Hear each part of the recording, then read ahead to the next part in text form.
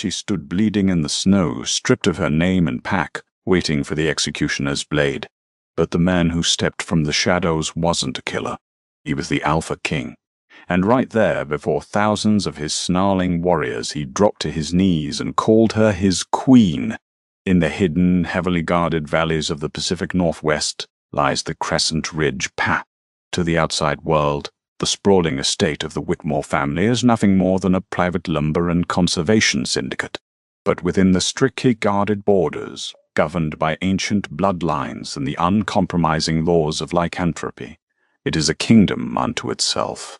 Maeve Stenson was born into the lower echelons of this society. The Stensons were once a proud lineage. Her great-grandfather was a signatory on the historical Oakhaven Treaty of 1894, a pact that ended a bloody territorial war. But after a tragic border skirmish claimed her parents when she was a child, Maeve was relegated to the pact's periphery. She was taken in by her uncle, Jonathan Stenson, who treated her less like family and more like an indentured servant. Worse still, Maeve was a late bloomer. By her 20th birthday, her inner wolf had yet to present itself. In a society that valued primal strength, speed, and the lethal grace of the predator, Maeve was considered defective, a human wrapped in a werewolf's scent. Despite the whispers and the sneers, Maeve held on to a singular, burning hope. The mate bond. The goddess did not make mistakes. When she turned 20, the bond would snap into place and she would find her other half. Someone who would see past her lack of a shifting wolf, someone who would love the brilliant, compassionate healer she had become under the tutelage of Dr. Lage of Dr. Thomas Arrington, the Pact's aging physician. The night of the Winter Solstice Gala was supposed to be her salvation. The grand hall at the Whitmore estate was bathed in the warm golden glow of crystal chandeliers. Alpha here, Chedrick Whitmore, stood at the center of the room. Cedric was the golden boy of Crescent Ridge, tall, broad-shouldered, with piercing blue eyes and a pedigree that was flawless. He was destined to take over the pack by the spring. Maeve stood near the servants' corridor, clutching a tray of champagne flutes, trying to remain invisible. But as the clock struck midnight, a scent hit her. It was intoxicating, a heavy blend of cedarwood, impending rain, and ozone. It seized her lungs, bypassing her logical mind and sinking straight into her soul. Her tray rattled, her breath hitched. She looked across the crowded ballroom, and her eyes locked with Cedric's. The alpha hair froze, the color drained from his handsome face. He felt it too, the undeniable cosmic tether of the fated mate bond pulling them together. For 3 seconds, Maeve's heart soared. The future alpha of the pack was her mate. She would be Luna. She would be safe. But Cedric's shock rapidly twisted into something else, disgust. He didn't walk toward her. Instead, he grabbed the hand of the woman standing next to him. A woman with a perfect, lethal wolf, radiant in a crimson silk gown. Eliza Stenson, Maeve's own cousin. Silence. Cedric's father, the reigning alpha, bellowed over the crowd. The music stopped. The chatter died. Cedric dragged Eliza to the center of the room, but his eyes remained locked on Maeve, cold and unforgiving. He raised his voice, ensuring every werewolf in the hall could hear the execution of her soul. "I, Cedric Whitmore, Alpha Hare of Crescent Ridge," he announced, his voice booming off the marble pillars, "recognize the scent of the fated bond. But the goddess has made a grave error." Gasps rippled through the elite crowd. Defying the goddess was a taboo so profound it bordered on heresy. "A pack is only as strong as its Luna," Cedric continued, his lip curling. "Look at her. Maeve Stenson. A dud, a wolf who cannot shift, a weakling who plays with herbs while our borders are threatened by rogues. I will not tether my reign or the bloodline of the Whitmores to a broken vessel." Maeve's vision blurred. The pain in her chest was physical, a hot iron pressing into her sternum. "Cedric, please," she whispered, though the room was so quiet it carried. "I reject you, Maeve Stenson," Cedric snarled, the alpha command lacing his voice, forcing her to her knees. "I reject you as my mate, I reject you as my Luna, and I strip you of the Stenson name." You are a stain on this pack. The words hit her like physical blows. The mate bond a delicate, blowing tether in her mind snap. The violent severing of the soul tie caused Maeve to scream, a guttural, agonizing sound that tore from her throat as she collapsed onto the marble floor, coughing up blood. Eliza looked down at her, a smirk playing on her red lips. It's for the best, Maeve. You never belonged here anyway. The pack elders, led by the ruthless Chancellor Harrison, stepped forward. A rejected Omega is a curse upon the pack's luck. By the laws of the Oakhaven Treaty, she must be exiled. They didn't even let her pack a coat. Bleeding, shivering, and shattered, Maeve was dragged by the guards to the northern border. The iron gates of Crescent Ridge clanged shut behind her, locking her out into the unforgiving, freezing expanse of the Frostfall Woods. She was no longer Maeve Stenson. She was a rogue, and in the dead of winter, being a rogue was a death sentence. For 2 weeks, Maeve survived on sheer, stubborn willpower. The Frostfall Woods were merciless. The temperature regularly dropped below zero, and the canopy of ancient pines blocked out the sun. Without a wolf to shift into to keep warm, Maeve relied on the survival skills Dr. Don Arrington had taught her. She insulated her torn gala dress with dry moss and pine needles. She dug under the snow for edible roots and chewed on willow bark to stave off the agonizing phantom pains of her severed mate bond. Every night she cried until her tears froze on her cheeks. The rejection had left a gaping, rotting hole in her chest. She was nothing. She was nobody. But something strange was happening to her body. Under the extreme duress of starvation and frostbite, the dormant lycanthropy in her blood began to react. Her hearing became painfully sharp, picking up the heartbeat of a rabbit a mile away. Her vision pierced the pitch-black nights. Her wolf wasn't missing. It had been trapped, buried under a genetic anomaly that only extreme trauma could break open. But she was too weak to let it out. On the 15th day, her luck ran out. She had stumbled too far north, crossing the invisible boundary into the territory of the Iron Fang Syndicate. The Iron Fangs were not a pack. They were an empire, led by the terrifying Alpha King, Caelan Montgomery. They ruled the northern territories with an iron fist. Caelan was a legend whispered about around campfires, a massive, scarred beast of a man who had conquered 5 warring packs by the time he was 25. He was known as the Widowmaker, a ruthless strategist who executed trespassers without trial. Maeve didn't even hear the border patrol approach. One moment she was reaching for a frozen berry bush, and the next a massive silver wolf had pinned her to the snow, its jaws inches from her throat. She was hauled to her feet, bound in heavy iron chains, and dragged for 2 days through the snow to the capital of the Iron Fang territory, a colossal fortress, carved directly into the side of a mountain known as the Obsidian Keep. We caught this rogue scavenging near the southern ridge. Captain Rhodes, the leader of the patrol, announced as he threw Maeve onto the hard stone floor of the king's throne room. The throne room was cavernous, lined with fire pits and banners of black and silver. The air was thick with the scent of apex predators. Dozens of elite warriors and high-ranking officials stared down at the pathetic, emaciated figure of the girl bleeding on their floor. Maeve couldn't lift her head. She was too exhausted. Her hands were black with frostbite. Her clothes were rags, and she was so hungry her stomach had stopped aching days ago. She just wanted it to be over. She waited for the executioner's axe. Heavy footsteps echoed across the stone floor. Slowly, purposefully, the temperature in the room seemed to drop, suppressed by the sheer, suffocating aura of a true Alpha King. A rogue? A voice rumbled. It was deep, gravelly, and vibrated in Maeve's very bones. She doesn't smell like a rogue. My king, Lady Genevieve, a haughty female who had been vying for the Queen's crown for years, sneered from the sidelines. Look at her. She's pathetic. Have the guards dispose of her before she taints the hall. The heavy footsteps stopped just inches from Maeve's face. She saw the tips of his heavy leather boots. Then he crouched down. A massive, calloused hand gently tilted her chin up. Maeve flinched, expecting a strike, but forced her eyes open. She looked into the face of King Caelan Montgomery. He was breathtakingly terrifying. A jagged scar ran down the left side of his face, crossing over a sharp, aristocratic jawline. His eyes were the color of a stormy, sea-dark, turbulent gray.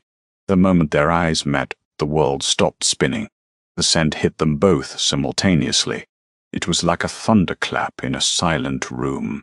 Maeve inhaled the scent of wood smoke, old parchment, and dark chocolate. It was entirely different from the cedarwood of her past.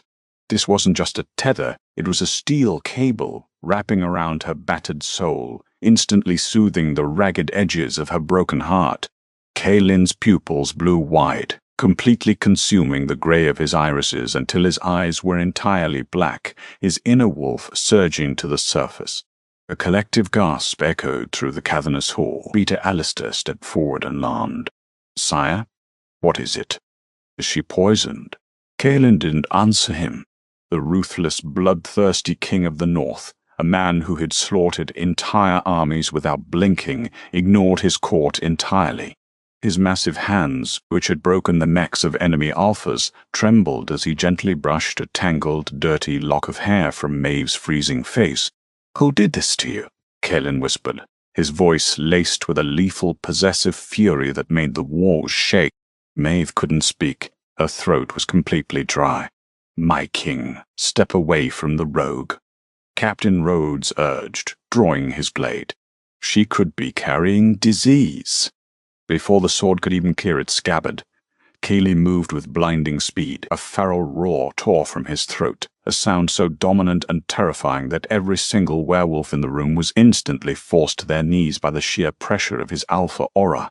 Caelan stood over Maeve's fragile body, shielding her entirely from the room. His claws extended, his fangs bared at his own people. "She is no rogue," Caelan bellowed, the sound echoing like thunder against the stone walls. He reached down and effortlessly scooped Maeve into his arms, holding her tightly against his armored chest. He looked around the room, his eyes promising a slow, agonizing death to anyone who dared to speak. "She is your queen."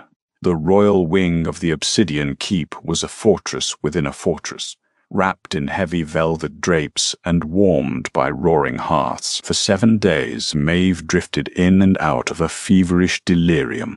Every time she surfaced from the dark waters of unconsciousness, she found the same sight. King Caelan Montgomery, the most feared alpha in the Northern Hemisphere, sitting in a heavy oak chair beside her bed. He never wore his crown in her room. He only wore the exhausted, devoted expression of a man guarding his very soul. The pack's chief physician, Dr. Henrik Garrison, the stern man with silvering hair, had been baffled by her condition. "Her blood chemistry is a disaster, sire," Henrik had murmured during one of Maeve's lucid moments. "She isn't just starved. There are trace elements of heavy toxins in her system. Aconite derivatives, wolfsbane. Someone has been microdosing her for years. It suppressed her lycanthropy, keeping her wolf comatose and her body frail." The revelation had shattered the quiet of the room.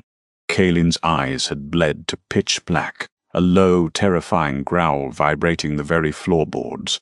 Someone had deliberately kept Maeve weak. The Crescent Ridge pack had not just neglected her, they had systematically poisoned her. When Maeve finally found the strength to sit up, Caelan was instantly at her side, offering a silver goblet of warm broth. His massive hands, scarred from countless wars, were astonishingly gentle. "Why?" Maeve's voice was barely a rasp, her throat still raw. She looked at his jagged facial scar, then into his storm-grey eyes. "You are a king. I am a rejected Omega. A broken thing. Why are you doing this?" "I saw the..." Caelan set the goblet down and took her frail hands in his. "You are not broken, Maeve. You were sabotaged by cowards afraid of your potential. And you are not an Omega. The goddess bound our souls because you are my equal. Without you, this empire means nothing to me." But not everyone in the Obsidian Keep shared their king's devotion. Lady Genevieve Fairchild, daughter of the powerful Eastern Lord, had spent a decade grooming herself to become Kaylin's queen. The arrival of a nameless, emaciated stray from a lesser pack infuriated her. She knew that as long as Maeve was weak, she could exploit the pack's inherent disgust for frailty. Genevieve orchestrated her move 3 weeks into Maeve's recovery. It happened on the night of the blood moon, a sacred evening when Kaylin and Beta Alistair Reed were required to lead the ceremonial hunt deep in the glacial valleys, leaving the keep lightly guarded. Genevieve had bribed the western gatekeepers to allow a notorious mercenary, Donovan Pierce, into the royal wing. His orders were simple: slit the interloper's throat and make it look like a rogue infiltration. Maeve was reading by the fire when the heavy oak doors of her chamber splintered open. Donovan stepped in, a massive, hulking brute, with a serrated silver blade dripping with the blood of the 2 guards stationed outside. "Nothing personal, little bird," Donovan sneered, stalking toward her. "But a weakling has no place on the Iron Throne." "Don't. How?" Panic seized Maeve, but it was quickly eclipsed by something else, a sensation she had never felt before. For the first time in her life, her blood was entirely clean of the wolfsbane that Eliza and Chancellor William Harrison had secretly fed her back at Crescent Ridge. As Donovan lunged, bringing the silver blade down in a lethal arc, the mortal threat triggered a primal ancient defense mechanism deep within Maeve's DNA. The bond she shared with an Alpha King acted as a catalyst. A deafening crack echoed through the room as her bones snapped and realigned with blinding speed. The pain was instantaneous, but exhilarating. Donovan's blade never struck flesh. Instead, it struck a massive, heavily armored paw where the fragile, broken girl had stood a second before. A colossal beast now towered. Maeve had not shifted into a standard wolf. She was an Athelgard, a mythical, ancient lineage of guardian wolves thought to have been eradicated centuries ago. Her fur was a blinding, iridescent white, glowing with a soft, ethereal light, and she was nearly as large as Kaylin's own inner beast. Donovan's eyes widened in sheer, absolute terror. "Impossible," he gasped. Maeve didn't just growl. The sound that tore from her jaws was a concussive shockwave. She lunged, pinning the 300-pound mercenary to the stone floor with a single paw. She didn't kill him. Her healer's soul remained intact, but she crushed his arm, incapacitating him entirely. Her massive jaws clamped inches from his throat. The commotion brought the remaining Citadel guards rushing in, led by Lady Genevieve, who had come to gloat over the corpse. Instead, Genevieve dropped to her knees in horror. The glowing, majestic white wolf stood victorious over the assassin, her blue eyes blazing with newfound, lethal authority. When Kaylin returned hours later and saw the prisoner, he demanded the truth. Donovan, terrified of the white wolf, confessed everything, implicating Genevieve Fairchild. Kaylin stripped Genevieve of her titles and banished her to the wasteland, cementing a brutal truth to his court. His mate was not just a survivor. She was a legend reborn. From that night on, the Iron Fang Syndicate did not just tolerate Maeve, they revered her. She was the White Guardian, the Iron Queen, but Maeve knew her past was not fully resolved. The ghosts of Crescent Ridge still haunted her dreams. She needed closure. She needed justice. The Oakhaven Summit occurred only once every 10 years. Held on neutral ground in the sprawling ancient amphitheater of the Oakhaven Valley, it was a mandatory gathering for all Alpha bloodlines across the continent to negotiate treaties, trade routes, and border disputes. For the Crescent Ridge Pack, the summit was a desperate lifeline. Ever since the night Cedric Whitmore rejected his fated mate, a localized blight had struck their territory. The rivers had dried, the prey had migrated, and a sickness had begun sweeping through their ranks. The pack elders whispered that it was the goddess's wrath for severing a sacred bond. Cedric, now the acting alpha after his father stepped down, was a shadow of his former golden self. He was exhausted, plagued by nightmares, and his chosen mate Eliza had proven to be a vain, cowardly Luna who hid in the estate while the pack suffered. Cedric stood in the center of the stone arena, surrounded by thousands of wolves from dozens of packs. He was attempting to negotiate a grain and lumber trade with the Southern Alliances, begging for leniency. "Crescent Ridge is strong," Cedric shouted, trying to project the Alpha authority he was rapidly losing. "We merely ask for a temporary advance on the winter rations." A deafening blast from the ceremonial war horns cut him off. The heavy iron-wrought gates of the amphitheater groaned open. The temperature in the valley plummeted, and the air crackled with a heavy, suffocating ozone scent. The High Council fell dead silent. The Iron Fang Syndicate had arrived. They marched in perfect, terrifying synchronization. 200 elite, scarred warriors clad in black leather and silver armor filed into the arena, forming a wide path. At the end of the formation walked King Kalen Montgomery. He was a terrifying vision of martial power, a broadsword strapped to his back, his storm-gray eyes sweeping over the lesser alphas with absolute disdain. But it was the woman walking beside him that caused a collective breathless gasp to ripple through the thousands of attendees. Maeve Stenson, now Maeve Montgomery. She wore a gown of midnight blue silk tailored to fit her athletic, heeled frame, heavily embroidered with the silver crest of the Iron Fangs. A crown of blackened steel rested upon her raven hair. Her chin was held high, her blue eyes sharp and unyielding. On the crook of her neck, plainly visible for the entire world to see, was the dark, permanent scar of the Alpha King's mating mark. Cedric dropped the scrolls he was holding. They clattered uselessly onto the stone floor. All the blood drained from his face. "Maeve." Cedric whispered, the words stumbling out of his mouth. It couldn't be. The woman he had banished into the freezing woods was supposed to be dead. Instead, she stood before him, radiating an aura of power that dwarfed his own. Eliza, standing at the edge of the Crescent Ridge delegation alongside Chancellor William Harrison, turned a sickly shade of green. Kalen led Maeve to the center of the arena, stopping just 10 feet from Cedric. The Alpha King did not bow to the High Council. He merely inclined his head. "The Iron Fang Syndicate takes its seat," Kalen rumbled, his voice echoing off the ancient stone walls. Cedric took a step forward, his mind breaking under the weight of his realization. He could feel her power now. It wasn't dormant. It was blinding. "Maeve, you're alive. You survived." He reached out a trembling hand. "By the goddess, the bond. I feel it. You're my mate." Before Cedric's fingers could brush even the fabric of her dress, Kalen moved. In a blur of motion, the Alpha King grabbed Cedric by the throat and lifted him entirely off the ground. Kalen's eyes were pitch black, his fangs fully extended.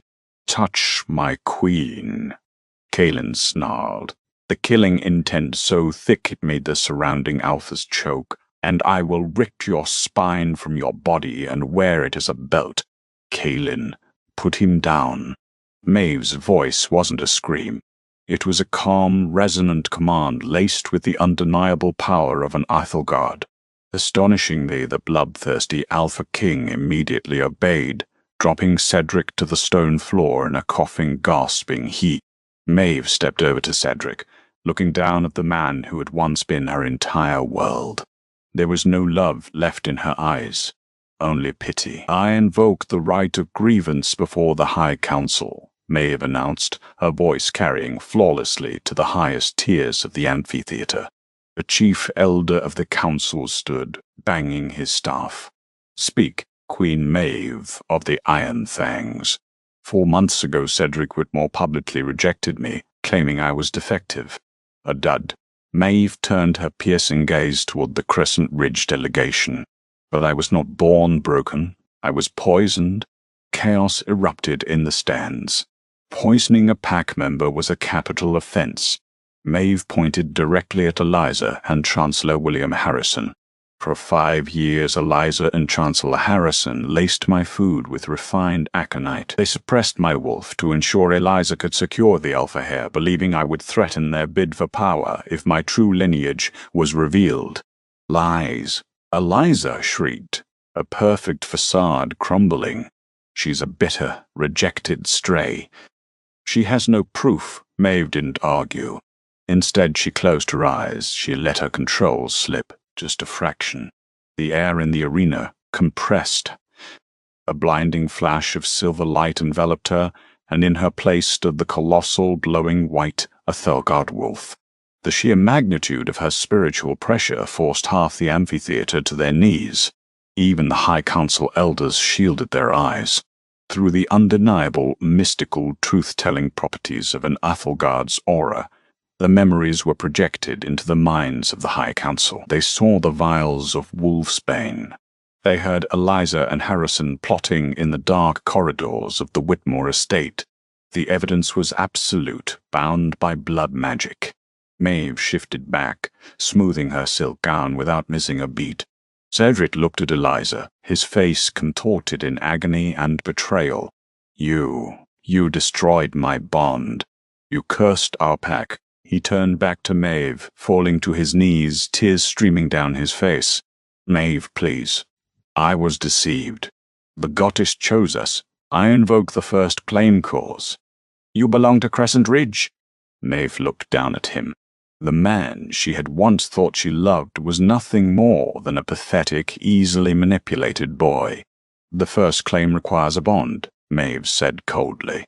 You severed ours. You broke it in front of hundreds, threw me into the snow, and let me bleed.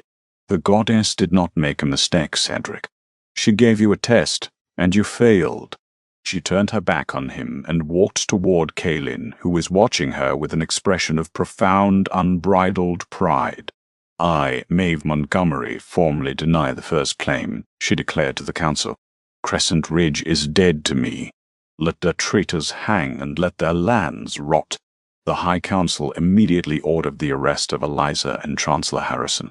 As the guards dragged them away screaming, Cedric remained on his knees in the center of the arena, utterly broken, weeping for the future he had thrown away. Kaelin wrapped a heavy, protective arm around Maeve's waist. Pulling her flush against his side, he pressed a kiss to her temple, ignoring the thousands of eyes watching them. Are you finished here, my queen? Maeve looked up at the fearsome Alpha King who had found her in the snow. The man who had loved her when she was nothing, and smiled. Yes, she said softly, leaning into his warmth. Take me home. And that is the epic saga of Maeve, the broken Omega who rose to become the unstoppable Iron Queen. Did Cedric get what he deserved? Let me know your thoughts in the comments below. If you loved this tale of betrayal, revenge, and true fated mates, please hit that like button, share this video with your pack, and subscribe to the channel for more thrilling werewolf romance dramas.